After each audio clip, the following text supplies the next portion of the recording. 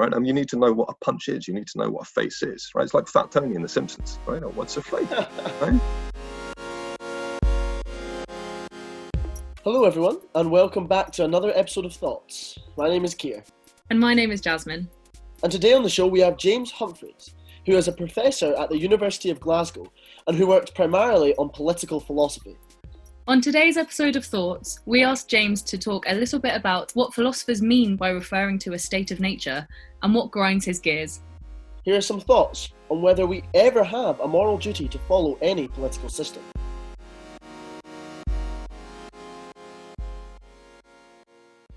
So to start off, we'd just love to know a little bit more about what your specific interest in philosophy is. What's your niche?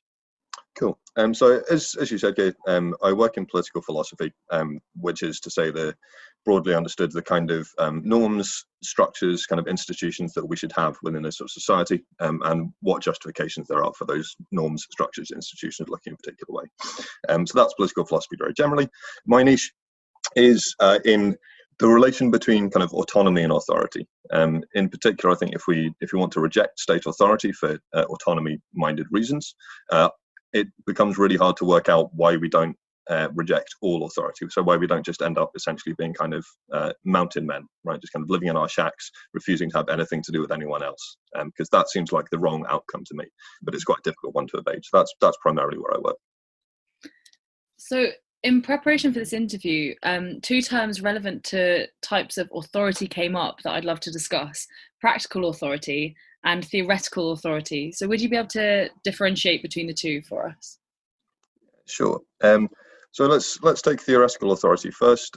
This is roughly being able to tell people what to believe, right? Or giving sort of people good reasons to believe a particular thing.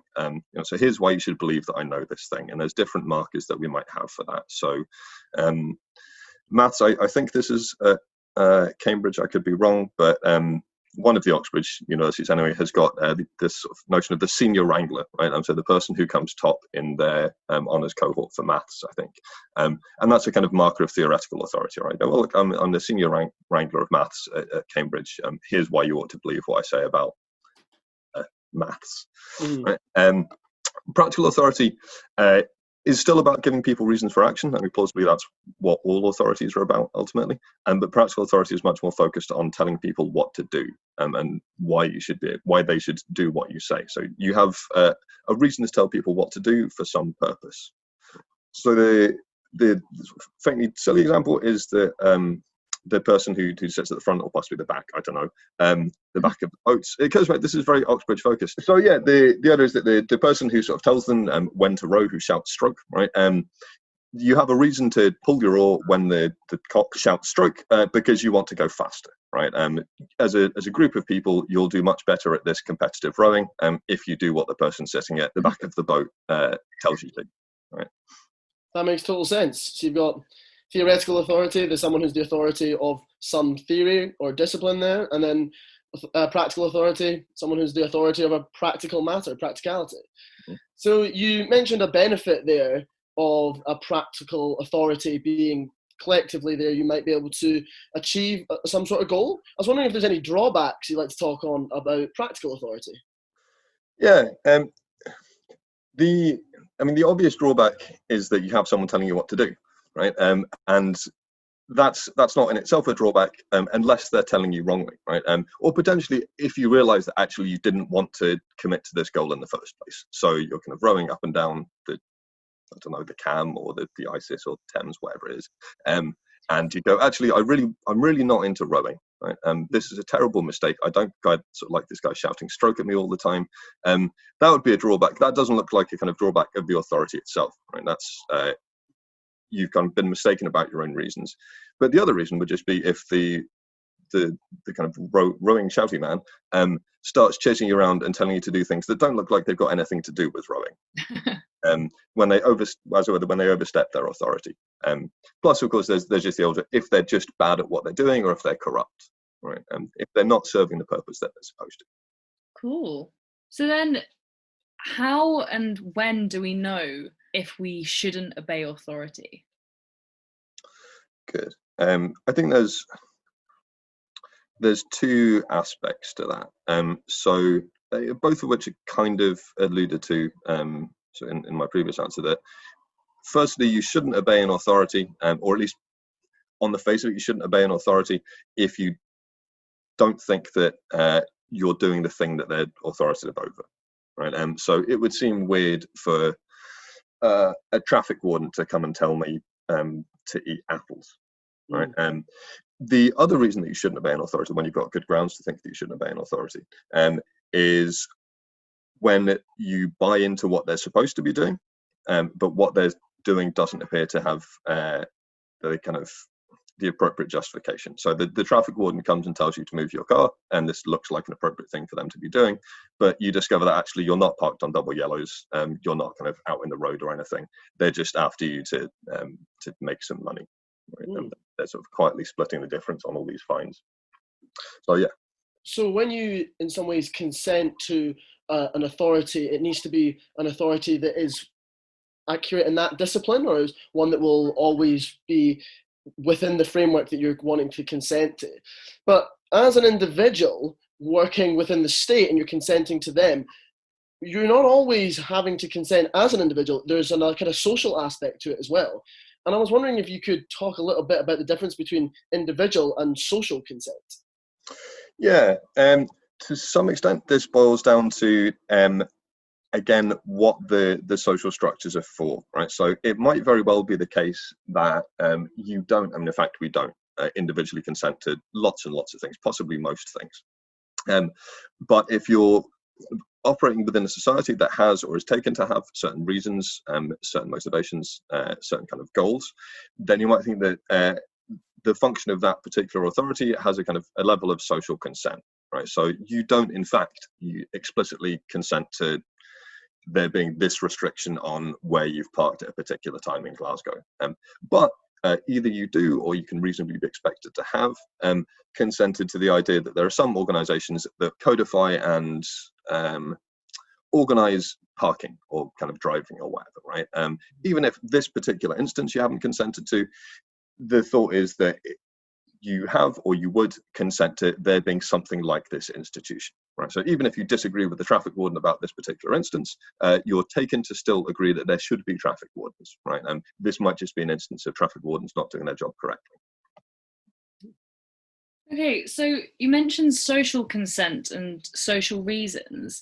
So that kind of brings me on to my next question, where if we want to live in a society in which the general public have real control over their own agency, we as philosophers have to imagine how the world could be.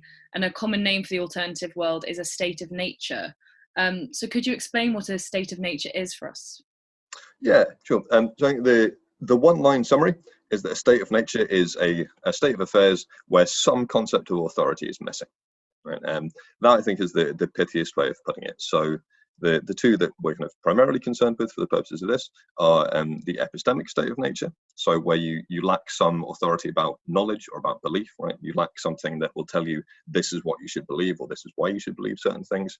And the political state of nature, where you lack some kind of central organizing authority, right? Something that can justifiably say you should do this and here's why. So a state of nature then, a political state of nature, if I've understood correctly, is a world in which there is no social consent, no social reasoning within the political sphere, if that makes sense. I think that's accurate. So it's not strictly the way that all state of nature examples have been set up. So you can, for example, in Hobbes, who's probably the most famous state of nature theorist, in Hobbes it actually looks like there are instances where people totally accept that they have reasons to do certain things and not to do certain other things, and they may even agree with each other that they will do these things and not do certain other things. But Hobbes thinks this isn't sufficient for what the kind of what we want these kinds of institutions to do, because we can always get out from under it. Right? This is how he kind of parodies it, right? Essentially, in the state of nature for Hobbes, you can agree to do something with someone, but it's always going to be to your advantage to screw them before they screw you. Right?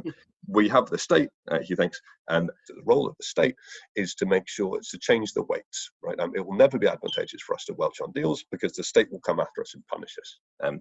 So yeah, it's not always the case that we're going to lack something like social consent in states of nature, but that's certainly how it's generally understood, right? That we lack this centralized authority or norm or kind of plausible, powerful institution that will help us to comply with reasons that we have or things that we want to do. Okay, so I mean, you've sort of mentioned it here then that it's useful to think of state of natures as worlds to sort of come up with ways of working out how our political structure should be. But can you go into a little bit more detail about how useful worlds are? So obviously or not obviously, but a lot of philosophers use the idea of worlds or to look at theoretical ideas, if that makes sense. So can you, what's the value of using other worlds? So this is contested, and I think it's become increasingly contested over the last 20 or 30 years.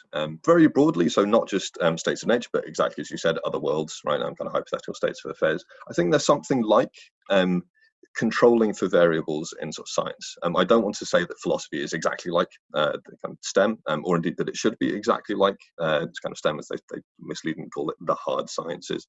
There was, you don't get terribly useful information out of a scientific experiment unless you know roughly what kinds of things are acting on that experiment, right?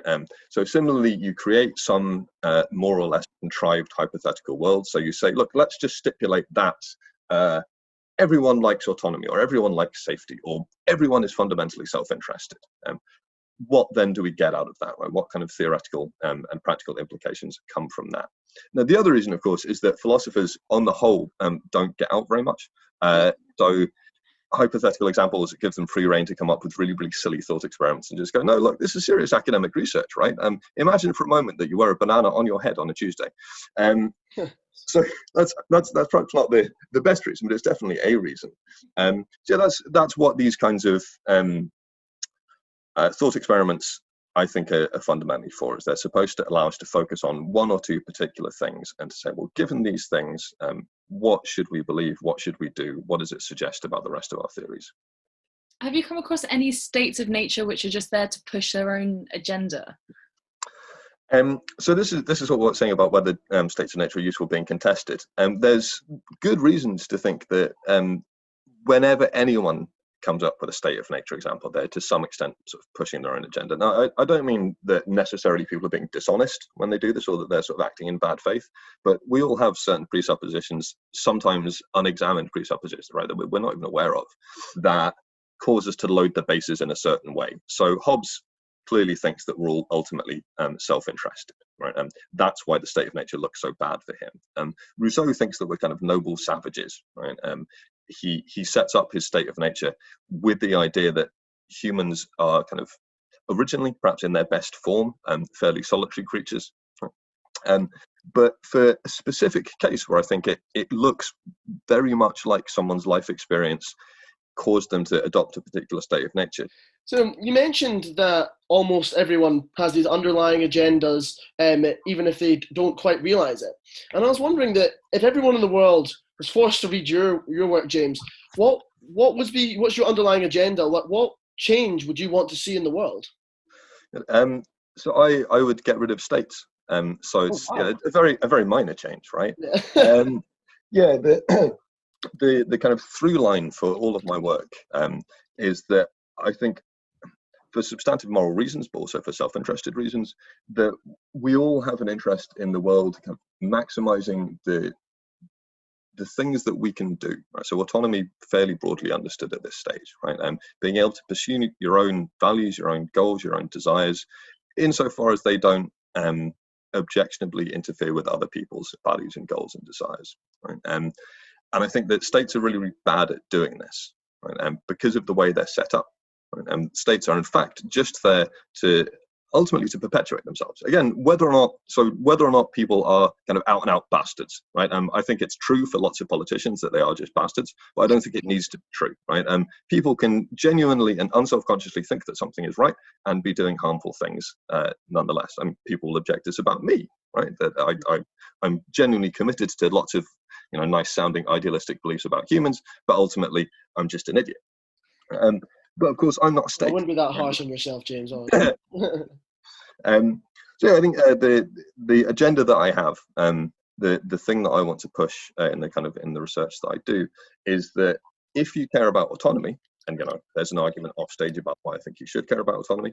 If you care about autonomy, then you should think that states are unjustified, but you should also think that a kind of radical individualism is unjustified, right? Ultimately, the reason that you shouldn't be an individualist and the reason that you should reject the state is the same reason, right? Which is that you do better and that everyone does better if you exist in a society that maximizes everybody's autonomy. Okay. So imagine Guy Fawkes. He was successful. Parliament falls. It's Sturgeon's off. It all crumbles down. What does a world without states actually look like? This is the killer question. I mean, it should be pointed out as well that Guy Fawkes wanted a kind of an incredibly hardline theocracy, right? For all that he was the last man to enter kind of Parliament with honest intentions, as the joke goes, he was not kind of my political hero in this respect.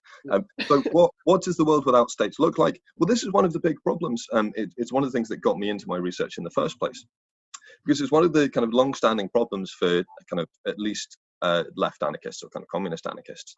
So, well, people don't need to be saints, right? They can be self-interested, but people are much, much less self-interested than they're kind of forced to be under the state and under capitalism, right? And we have to compete with each other under capitalism because that's the nature of the game, right? To a certain extent, you're just a bloody fool if you act like an anarchist in a capitalist society. And I think you're right, but nonetheless, people say, look, you're being irrational. So what does a society without a state look like? That kind of depends on whether you have a state to start with. And of course, we do have states to start with. Right? So the problem is, it's a long-standing problem. How do we get from here to there? Right? How do a bunch of people who have been raised in the state, who have been raised under late-stage industrial capitalism, get rid of all that and make things all nice and kind of flowery and happy-go-lucky? And here's the killer: I don't know, man. Right? So I think that there are lots of things that we can pull from, lots of cases of people, in fact, operating out with or indeed against the state. I mean, you can see this happening now in places all over the world, right? And what does this kind of post-capitalist society look like? I can't give you chapter and verse on what it looks like, but I think we can look at various actually existing non-state societies and say, well, perhaps it looks like something like this. Could authority arise in a state of nature without an epistemic or theoretical authority also being present?